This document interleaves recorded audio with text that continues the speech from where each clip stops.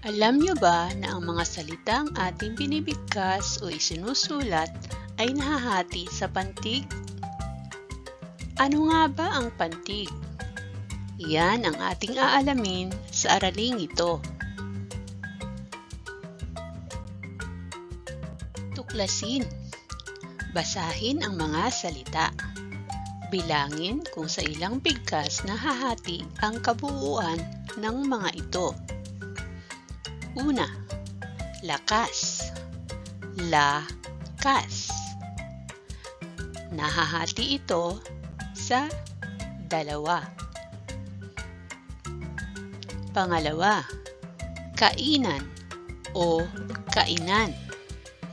Kainan. Kainan.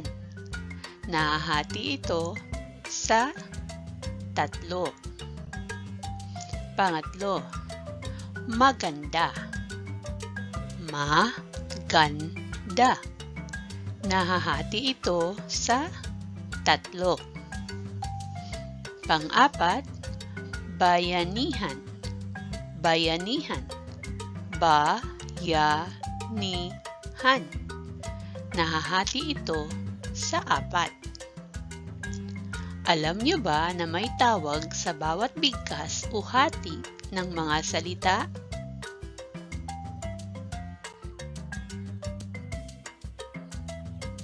Pantig. Pantig ang tawag sa bawat bigkas ng bibig sa pagsasabi ng salita.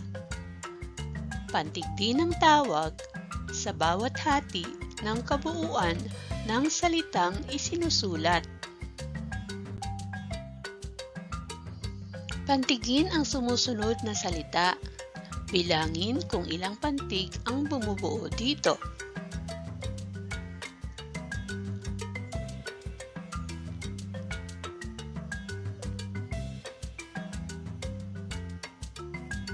Tapos ka na ba?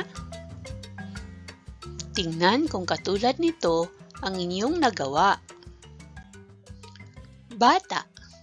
Bata. Ito ay may dalawang pantig. Bayani. Bayani.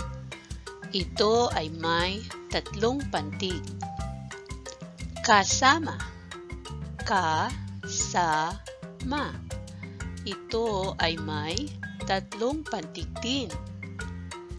Lalawigan. Lalawigan.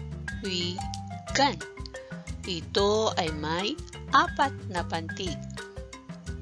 Ahas. Ahas. Ito ay may dalawang pantig. Nagawa ba ninyo ito ng tama? Magaling! Binabati ko kayo. Pagyamanin ang bagong kaalaman.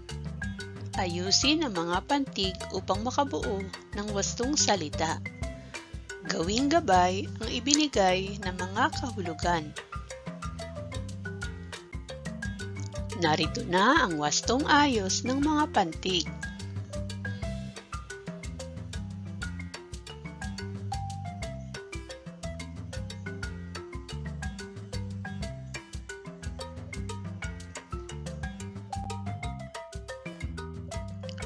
Tandaan, ang pantig ay ang bawat bigkas ng bibig sa pagsasabi ng salita.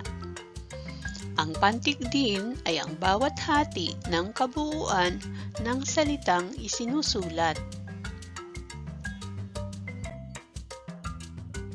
Tayahin natin ang inyong natutuhan.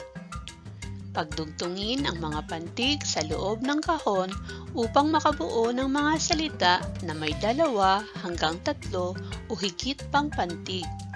Isulat ang sagot sa inyong notebook.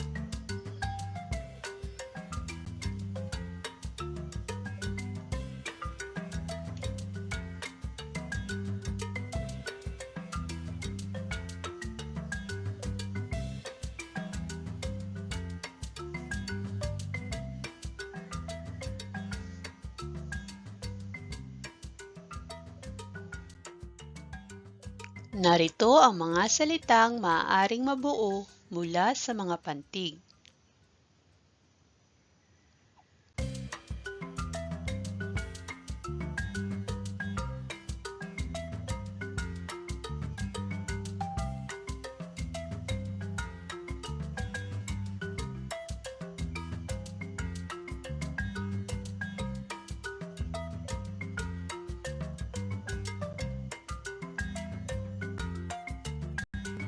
Kung may natutuhan ka sa videong ito, mangyari lamang ay mag-like, mag-share at mag-subscribe. Pindutin na rin ang notification button para ma-update ka kung may bagong upload.